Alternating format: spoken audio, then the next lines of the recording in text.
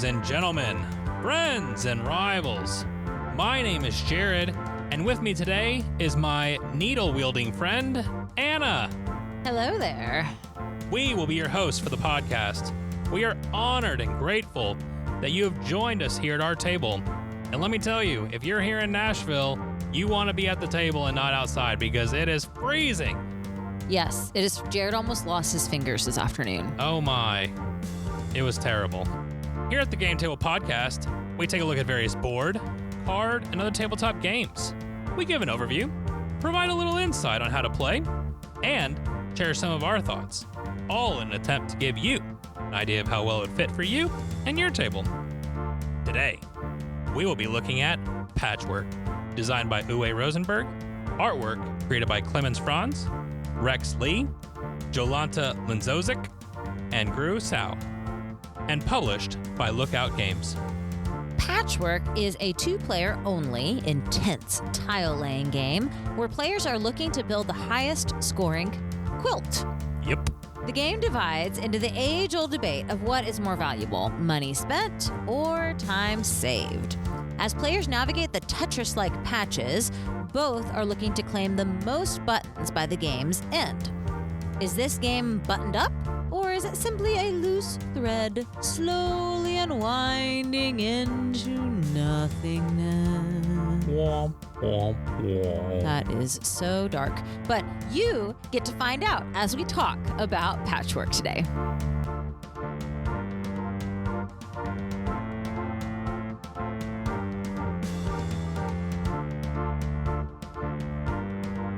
All right, Anna, I have a question.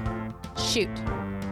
Did you have a favorite blanket when you were a child? Well, as a matter of fact, Jared, my blanket was my favorite, just everything.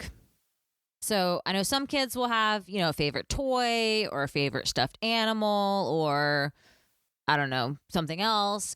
But I had a favorite blanket, and its name was Blanky. Perfect. Naturally. Very on brand. Yes.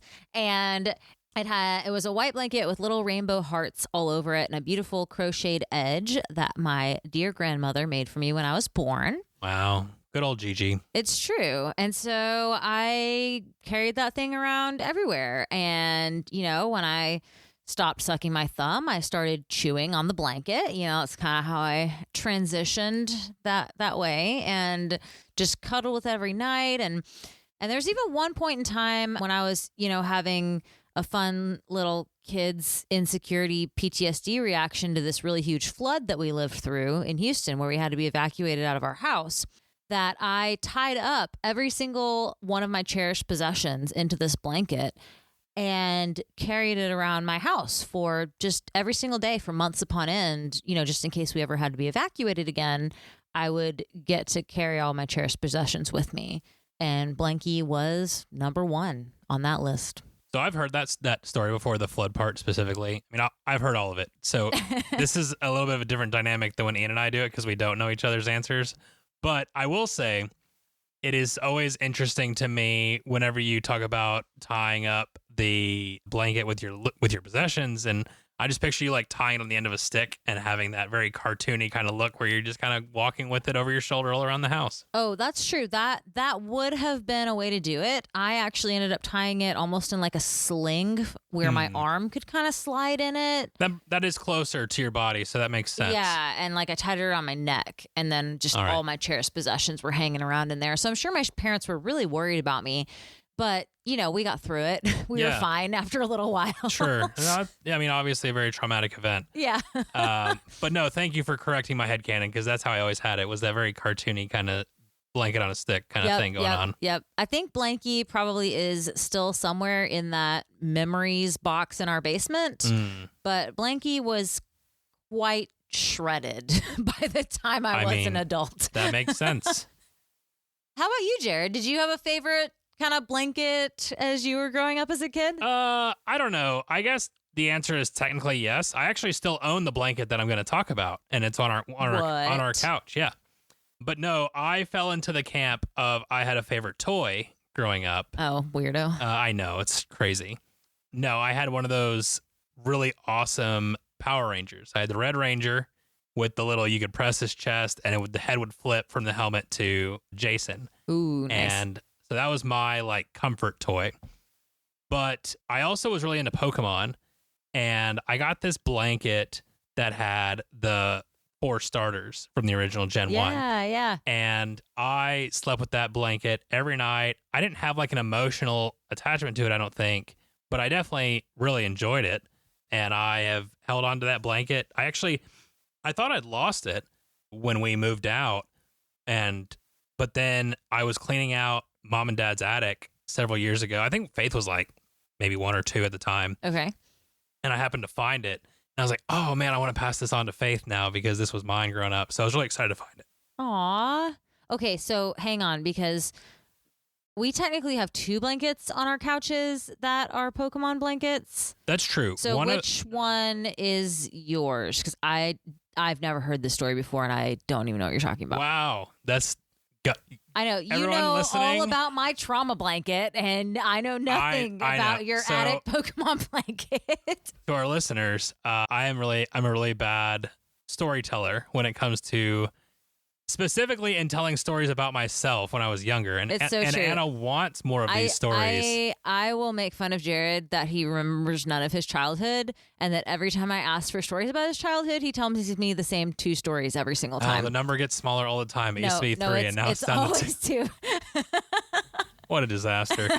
No. So anyways, it's the one with kind of I don't even know what kind. It's not the like fleece material. It's not the fluffy one. It's like the knit one. Yeah, it's more of a knit with like the stringy edges. That's called fringe. Yeah. Yeah, the fringe. Yes, of course. I'm an expert when it comes to all things sewing and quilty stuff. But no, the fleecy one that's more soft, I think. That was like a Christmas It present was for the something for kids. like one of the kids. Yeah, And this okay. was yeah. That's right. Because that's what it was.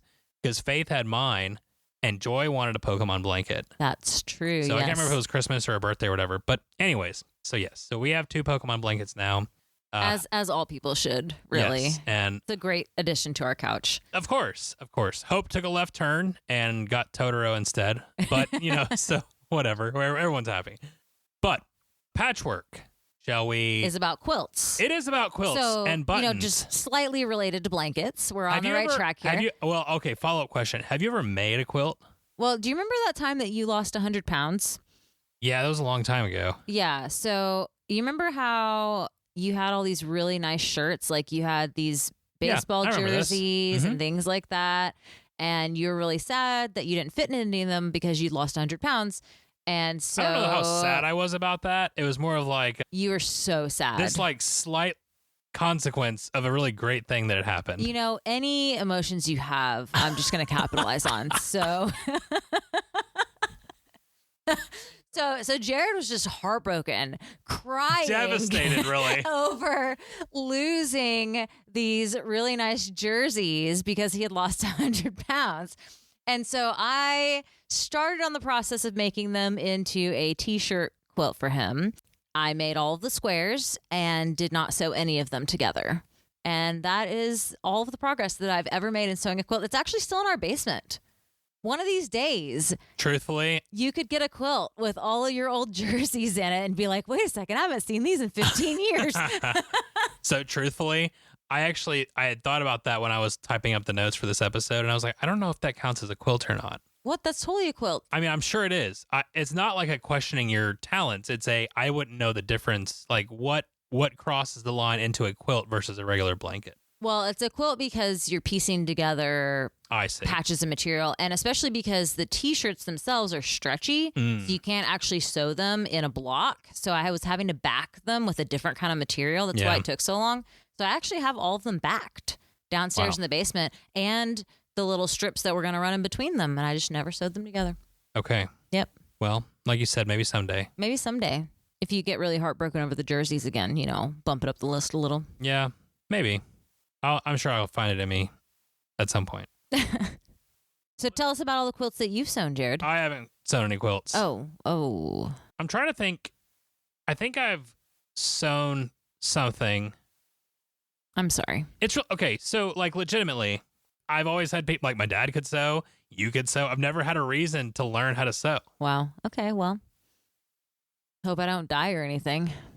That would be devastating. Yeah. Then you'd have to learn how to sew. Yes, that is true. There would be other reasons that would make that problematic. Oh, man. Well, that's interesting, though, because you regularly beat me at this game of making quilts. And now I feel like. So it's interesting because I don't know that this game actually has a whole lot to do with the knowledge of making quilts. Are you cool if we dive into how to play? Oh, I suppose we must at some point. You were talking about dying. I don't want this to get any darker, so I think I'll just move on to the how to play. Dying, my childhood trauma. We're good. We're good. I suppose. Yeah. My emotions hitting through the roof. I mean, That's it's right, just, man. We're bringing it all out on the table tonight. You tonight. guys are just getting an inside view. We've been cooped up in the house all day with 8 inches of snow outside, and we are letting loose. Yep. All right. We're going to talk about how to play Patchwork. The goal of Patchwork is to have the most buttons at the end of the game. You know, I say that. That's not 100% true, because you could have the most buttons at the end of the game and still lose this game. The goal of the game is to have the most points at the end of the game. And I'll tell you why. Buttons are points. They are, but I'll tell you what I'm talking about towards the end of my little spiel here. Oh, wow. So, both players will receive a board with a 9x9 grid on it, 5 buttons to start, and a time marker. In between the two players sits another board where each player will place their marker on the start space. We'll call this the time track. Additionally, players will take all the Tetris-like patch tiles, put them in a circle, and then put the spool marker directly clockwise to the 2-button one-time patch. On a player's turn, they can choose to purchase one of the next 3 patches in clockwise order from the spool token, or they can pass. If a player purchases a patch, they take that patch and place it into their 9x9 grid. It can go anywhere you want it to. Doesn't have to touch another tile. Do whatever you want, as long as it fits on the board, and it cannot cover up any of the other patches that you've already placed on the board. Each patch has a unique shape. In addition to the shape and quilty-like artwork, each patch will have a button and time cost. In addition to points, buttons also act as the currency of the game. So, you're asking yourself, all right, I started with 5 buttons, and I have to spend those buttons to get patches. How do I score? Well, patch tiles have one more icon on them, or at least on most of them. Some of them. Most of them.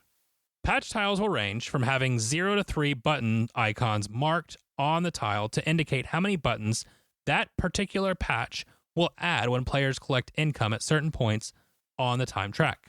You got to spend buttons to make buttons. When purchasing a patch tile, the player will spend the amount of buttons listed and will then move forward on the time track. If your time marker is in front of the other player's time marker, then your turn is complete. If, however, your time marker is still behind or on top of the other player's time marker, you may continue with another turn. Again, once you've passed the other player on the time track, your turn is ended. But there are a few more things we need to note about the time track. First, there are 5 single square patches at various points on the time track.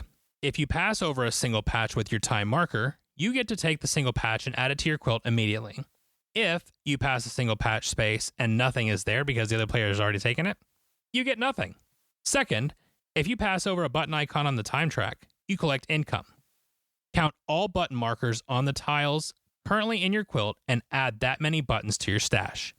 Third, there is a center square that both time markers will eventually get to.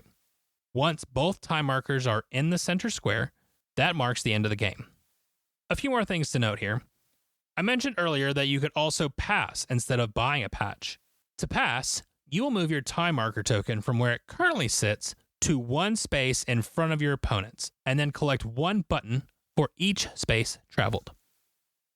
One more method of scoring. Whoever completely fills out a full 7x7 grid on their board first, inside the 9x9 of course, gains an additional 7 points. Full meaning that there can be absolutely no empty holes. Once the game ends, you count up your score. Each button is worth 1 point, but each empty space on your quilt is minus 2 points. Once you've added up your buttons, subtracted your failures, and gotten your final total, one of you gets to look at your quilt in proud approval, while the other is probably cleaning up their pieces to move on. Let's head back over to the table and discuss. So, Jared, Yes, Anna? we've been playing this game for several years. We have. And I know you just talked about how you've never sewn anything in your life, but does this make you kind of feel like you're actually creating something, creating a quilt as you play this game? I guess yes and no. For me, this is one of those games that I can drop the theme pretty quickly Oh, no. and enjoy the very puzzly aspect of the game. So I feel like I'm making a quilt in that I like making all the pieces work together. I don't think that's at all what quilting is all about, but I've never made a quilt, so I don't know. But like I said in the little how to play, all the pieces have very different shapes, very Tetris-like, and I love Tetris. So I like that aspect of learning how to make the pieces fit, kind of seeing the here and now of what piece I need next, and how that fits into the overall picture. You're almost playing like a Queen's Gambit kind of thing where she's laying in bed, moving the queen piece, the chess pieces around. I'm doing the same thing on the quilt, or on the quilt board, where I'm trying to picture, okay, this one's coming up in about 3 or 4 turns. I could lay it here, and that sort of aspect. But I don't know. I mean, you are making a pretty thing by the time it's done. So that's kind of how I feel about it. What about you? I'd agree that it feels more like a quilt at the end when I look at it rather than when I'm constructing it. I do appreciate the artwork in the game, which we'll probably talk about later, obviously, but I appreciate being able to look at it afterwards and be like, man, that's a really pretty. So yeah, I don't know. I mean, as far as how quilts are made nowadays, you just go buy the fabric and cut it into whatever shape you want. Sure. Whereas in this game, you've got these pre-cut pieces You're limited to what you have. that you need to fit together. So potentially, if we didn't live in such an affluent society and we were piecing together old clothes to try to make a blanket for ourselves, then it might feel more realistic. But again, nowadays, you want to make a quilt, you just go buy a whole yard of fabric and you can do whatever you want with it. Well, as someone who is ignorant to making quilts, talking to someone who has made quilt-like things, did you not do something similar to that with the shirts that I gave you? Or was that easier because you could go buy the fabric to back them? I mean, I did do a little bit of math as to like, okay, what square size do I need to cut the shirts into in order to have them total a queen size quilt when I do 4 across 6 down or something like that. Right. And what would include the logos that we're wanting to display, because it was, again, your jerseys. And so you can't just, cut off the R in Derek Jeter's name or anything like that. That would be a tragedy. It would. That would not make any sense. And so there was a little bit of mathing it out in that respect. But again, I've read some books with the kids that are quilt-like books, or somebody, making a patchwork quilt or jacket for one of their kids in this poor mountain town or something. And that seems a lot more like, okay, you have what you have and you've got to piece it all together and make it into something else. So I think it could reflect quilting, just not the type of quilting that I have done. And I think definitely at the end, when you look at how all the pieces fit together, you don't see the individual pieces because each piece is made out of different patches. And when you stick them all together, all you see is I've got a 4 across 6 down or whatever beautiful array of patches in my quilt. Yeah. No, I definitely agree with that. It's kind of interesting because if I don't keep all of my tiles together and fit everything nice and tight, at the end I'll kind of look at it and be like, well, dang, my quilt's got a hole here and it's got a hole here. And it's true. It looks sad if you've got those holes in it. You don't feel as accomplished as if you've made a nice cohesive quilt. Even though you're definitely going to have a few rough edges at the end, because once you get to the end, you've got this tiny little strip down the side and not every piece is going to fit in that. That's right. So you just do the best you can. For sure. Do you have a favorite mechanic in this game? My favorite mechanic is probably the ability to look and plan ahead. One of my favorite ways to play the game is to try to get the really big pieces in my quilt first, because the big pieces are more useful when you've got more space. You can't fit the huge or really irregular shaped pieces in your quilt at the end. And some of those bigger pieces or more irregular shaped pieces have more buttons on them, which then give me more points for longer periods of time each time I pass a button on the time track. And so that helps me because if I have these really weird, huge pieces that I get at the beginning, then I really need to be looking ahead toward the end of the game to say, oh, I've got a little L-shaped set of 4 here that I need to get, or I've got a little set of 2 here that I need to get, or I've only got a 1. So I really need to make sure and beat Jared to the next quilt patch, because that's the only way to get a 1 square is if you are the first one to pass a quilt patch on the time board. So I like that aspect of it, of being able to plan ahead and really see what's going to fit into your puzzle, kind of see the whole big picture. How about you? I really enjoy that as well. And not just for yourself, but also, like you mentioned, to kind of anticipate what your opponent's going to want, because there's ways to manipulate that cycle in the middle with the spool to where you're giving your opponent things that they don't really want. And then they've got to wrestle with, well, do I take the less than stellar piece, or do I continue to jump ahead and waste time? Yeah. But I think that the time aspect, I think, is my favorite. Because if you had buttons and you had to buy these, patch pieces and make them fit, and you still had the cycle thing, like, that would all be fine. It would be an okay game. It would be okay. But the addition of adding time to it, to where you only have so much time to add each of these pieces to your quilt, and you're running out of it as you're collecting buttons, as you're buying those big pieces typically have a massive time sink that go into them. So yes, you're going to get more buttons, but if you get that thing late, then there's a chance you're burning through a lot of time, and it might not even be worth it. So I like the double currency of having, I have to spend this many buttons to buy this thing, and that's costing me points. But I'm also spending time, and that's costing me the ability to do other things. I think that's a good point. And I will say that I think at the start, it's easy to underestimate time. Yes. You're just focusing on your currency and can I buy the next big thing that I see coming up on the track? However, time starts to seem really important when you jump so far ahead on the track that your opponent gets to take 2 turns. Because remember, they get to take turns until they catch up to you on the time track. And so all of a sudden, you bought this nice big piece, you jumped way ahead, and they got to buy 2 for the 1 turn. Or 3 maybe, yeah. Yeah, or even 3. And so, yeah, I think it's easy getting into this game to underestimate the time piece, and learning how to navigate that is part of becoming more adept at the game, for sure. Absolutely. So do you have any critiques for the game? Well, honestly, not really.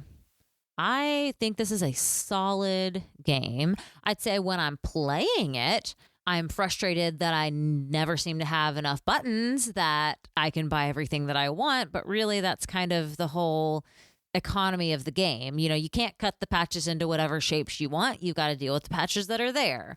And you can't just get whatever you want. You've got to deal with whatever buttons you have. And so that's an important part of the game, even though it's frustrating when I'm in the middle and playing it. Yeah. Frankly, I personally hate jumping the other person and just getting money for it, because I like getting the patches and I like fitting them into my quilt. But sometimes you just got to do that because you've just got to get the buttons in order to get your quilts. And it's okay to spend a turn making income instead of being artistic sometimes.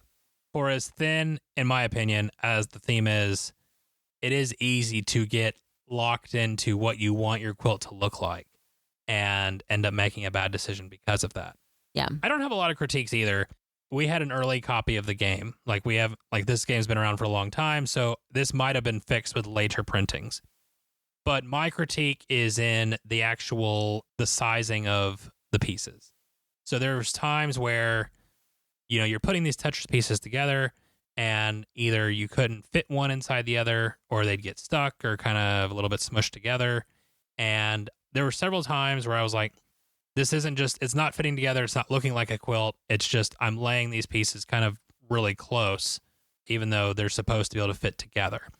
So for me, when pieces are supposed to fit in because it's part of the game, I would really like the pieces to be able to do that. And again, that might have been fixed with later printings, but I know that in our copy, that was not necessarily the case. And it's hard to know too, because the game is punched cardboard. Sure. And so whenever you've got a punched cardboard game, you've always got that one side that's rounded where the blade came down and the other side that's really nice and clean. And one cool thing about all the pieces is that you can flip them over. They're reversible. That's true. And so you can fit them into your board in any orientation. And I think sometimes that makes them fit not quite as well together, though, because if you flip it and you've got the rounded edge versus the sharp edge, sometimes they don't fit as well together. Yeah, no, that's true. And we'll talk about artwork next. I did want to note one more thing. I know at least 2 other couples that play this game, and it can be a point of frustration because one will be significantly better than the other. So I don't think that's a critique of the game so much as a heads up that if one of you picks it up better than the other, it is easy to run away with this game and kind of get significantly better at it if you either play the app in between, like when you're bored at work or something, or if you just in your downtime and like if you play more or pick it up faster, there is a chance you can run away with it. And with a 2-player specifically game, that can be hard. But I don't know that we've really experienced that. I feel like most of our games have been really tight. Definitely, yeah. And so I just will add that as a note of some couples' experience that I've heard from. But really, it's a solid game. It is really well balanced between the time and the money and the length and 100%. Yeah. No, finding critiques was very difficult. It felt very nitpicky for sure. But with that, we've mentioned the artwork a little bit. I love the artwork in this game. I love the thing that Anna mentioned where you can flip the tile over and it still works both ways. I also like that you have a time cost, a button cost, and button icons on the tile piece. And these aren't massively big pieces, but between those icons, the artwork still shows through and you can still easily see the icons. So the blend was really well done, in my opinion, as far as the artwork goes. Yes, and really the buttons that are on the tile pieces, because not all the tiles have buttons. So you'd think that might take away, but the buttons are placed kind of between the quilt pieces. And so it really just looks like they blend into the overall aesthetic of the quilt when you're done. And like I said, when you've got everything fit together, and if you don't have holes in the middle, it looks like looks awesome. A beautiful piece by piece square quilt when you're finished. You can't even tell that it's different pieces all fit together, which I think is a really cool thing with the artwork. For sure. And I mean, this might be what was low hanging fruit, and I just don't know anything about quilting, but buttons as the currency was an incredible choice. I love the buttons, and I love that concept of that's what you're spending to be able to get your patchwork or your different patches together. Yeah. All right. Ease of access, Anna. How difficult or easy was it to learn and kind of pick this game up the first couple of times? Oh, this game was super easy to learn the rules of it.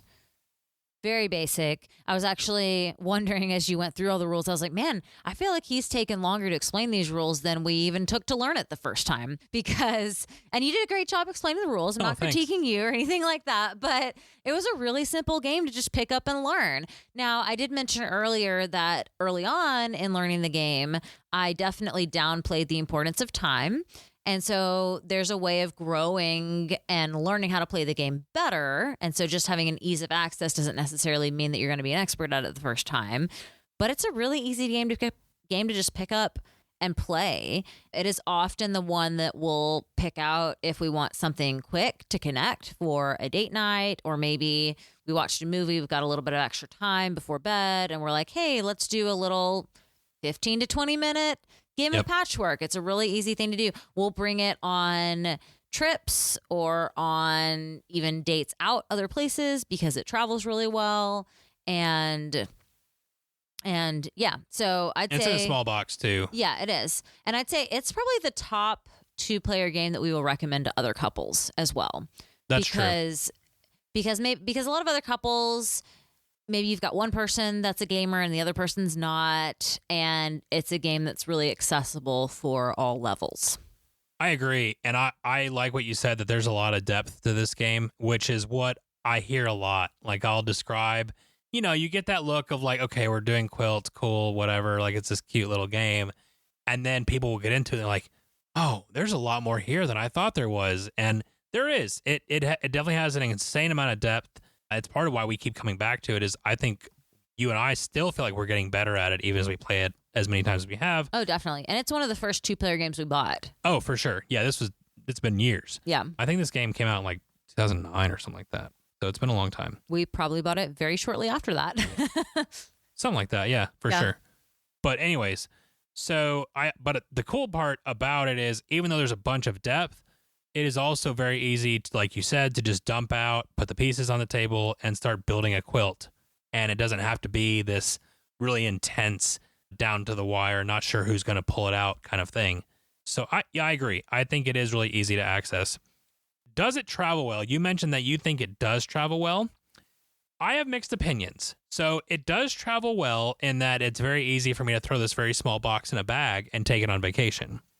I don't know that it travels well like to a restaurant because of that circle in the middle with how big it gets with all the different patches. I think it just takes up too much room to where it can be taken to a public space where there's potentially other things that are going to end up on the table as well. If it was just for that, then I think it's fine. I mean, it's not a massive table spot, but I do think that if like you were going to have food too, I don't know that I would ever take this to a restaurant. But I agree. We do throw it in the bag a lot when we go on vacation. Yeah, we bring it on trips a lot. I would say, so you're right that it's a small box because the only set size, the only board is this little time track that you're using, which is what, like 6 inches by 6 inches or something? Or maybe 8 by 8. Yeah, maybe 9 by 9 since the grid is a 9 by 9 as well. Maybe, but, yeah. So you've got your 2 boards and you've got this time track board, and then you arrange all these Tetris quilt pieces in a circle around, and then you move the time marker around. So that gives you an idea of how much space it would take up. I think you could play it on a restaurant table. Do not think you could play it on the flip out on an airplane, though. Definitely not. It is not. So don't try that. No, it is not Sky Team. Sorry. It is not that. That would be a mess. Especially since like you can't lock the pieces in. Like they're just sitting on this piece of cardboard. It's true. Number one, it would be hard to fit in that small of an area. It could fit on a normal restaurant table, but it could not fit on an airplane tray table. And yeah, there's too many loose pieces to carry it in the car or something on an airplane. I'm so glad that Sky Team set the bar that a tray table is our like bare minimum. You said travel, airplanes is how people travel. No, I'm totally on board with it. I think it's great. All right. Price point. Looking around, and I was actually kind of surprised by this. Price point on this, even after like, finding online retailers who give a discount or whatever, typically find it between $28 and $35. Do you feel like that is an appropriate price point for this game? I would say that surprises me a little bit. I would have expected it to be less. Again, it's a great game. Yeah. I think it's worth a good price point because of the great game it is, but more just the size of it. It's a fairly small box. Like I mentioned, it's basically all just punched cardboard. And so I would have expected it to be a little bit less. But I like the game enough that I'd say I think it's worth the investment for other people who haven't experienced yet. Yeah, I completely agree. So from a game perspective, I would be happy paying $50 for this game. Like I think it's that the game is that good. But from a component standpoint, I fully expected after the discount to be in like a $20 range for this game. Yeah. So if you're really high on components, the sticker shock might be a little bit for you. But if you're mainly focused on finding a good game, then I think this is a steal, even at $35. I think it's 100% worth the money, and I think that it's something that both gamers and non-gamers can enjoy alike. And there are a variety of versions. There's the original version is still in print, but they've also got like a Valentine's Day version, a Christmas version, and all these other ones that you can choose from if that's your fancy. So there's no expansions or anything for it, but definitely if you have a particular flavor that you want to throw on it for artwork's sake, you can definitely do that. With that, let's go ahead and move into grading and final thoughts. Sounds good. Would you like to go first, or would you like me to? I've gone first like every question. You can go first. Oh, all right. Well, very good. As most people have probably figured out at this point, I really love this game. I was blown away by this game when I first played it. I could not believe how good this game was. I have played this game on my phone a lot. I have played this game with you a lot. And I love it. It's a 20-minute game. It feels like every decision matters. It is something where it's easy. I don't have to I don't like having games where it's the end of the night, I want to play something quick, and I've got to remember a bunch of rules. Like it's so easy to get on the table and just start playing, and I love it. I also really enjoy that it is very intense. Who would have ever thought that a quilting game would be super intense? But like I said, I feel like every move matters. And if I make a mistake, then I'm sweating bullets that I've screwed it up for the rest of the game. So for me, it just checks a lot of the boxes. It does exactly what I want it to. I give this game an A. Wow. You had so much passion in that description. The emotions just seeping out of me. I'm loving it. The emotions are just traveling across the table here. Well, I will start with my grade first because I also agree I would give this game an A. I would give it high 90s of a grade. I love this game as well. It has been a staple of our date nights, of our relationship for 10 plus years since we've had it.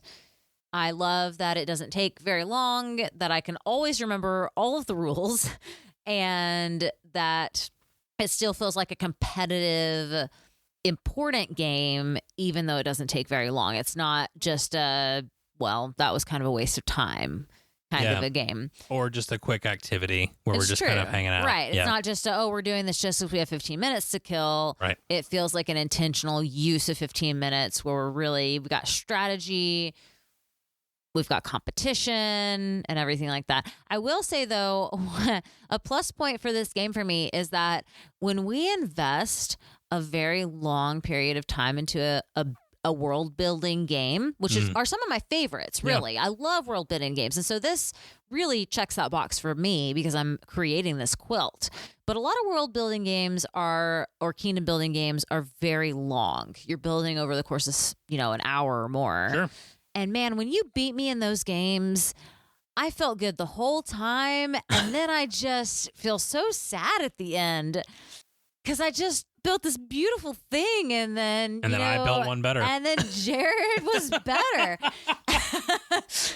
So you beat me sometimes at Patchwork, and I still feel like we can be friends afterwards because incredible. We just play again. It only took 15 minutes. I'm just gonna beat you next round. So that's a plus point for me as well. Yeah, I think. Well, and I want to clarify. I think 15 minutes is a little tight. I think you're probably closer to 20, maybe 30, depending on how well you've played, the game. It's true. I'd say 20 is probably the average for us, but we play kind of fast. Right. We kind of know what we're choosing at this point. I think you're going to start out more in the 30-minute range, but like with anything, as you get to know it better, you'll move a little bit faster. But I don't know. If we played in 15 minutes before, I don't remember it. Sorry, I'm not that great with time estimation. It's okay. We all have our own strengths. I'm just glad we can play this game and still be friends afterwards. That's a big plus for me. Yeah, especially if you're playing it for date night. It's nice to still like each other at the end of it. It is. There are games that I actively avoid because I know that either I would have to lose or I would have to. Okay. Have you ever intentionally lost a game just to get me to like you at the end? Don't say yes. Oh no. No, I'm just trying to, I'm just thinking. I'm racking my brain of all the games we played over the last 12 years. I think I can honestly say no. Okay, good. I've never thrown a game. All right, good. Not with you. Okay, good. Just with the kids. I have thrown games before, but not with you. I know. I'm glad to know that our relationship isn't built on a lie and a scam. So thank you for admitting that. Yeah. Yes. All right. Well, after this very interestingly dark episode, thank you all for joining us at the table. I hope that you've enjoyed it. If you have feedback or want to give us your thoughts on the game, we would love to hear from you. Links to our socials are in the description. If you don't like socials, I completely understand that. Shoot us an email at thegametablepodcast.com or find us on Board Game Geek. 5-star reviews, subscribing in your podcast player of choice. If you do like socials, following us on your socials, and joining the conversation on Discord. These heroic actions are immensely helpful in growing this podcast. Special thanks to Angie Santiago for our cover art, and to Anna Snyder who made the music. Join us next week as Ian and I take a look at the very interesting, very unique theme of bees in space. The game is called Apiary. Buzz. In the meantime, May your dice rolls and your card draws be blessed, and your experiences at the table be ones to remember forever.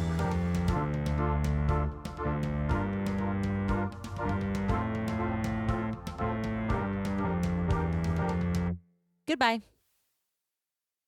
Stay warm out there, folks. It's very cold.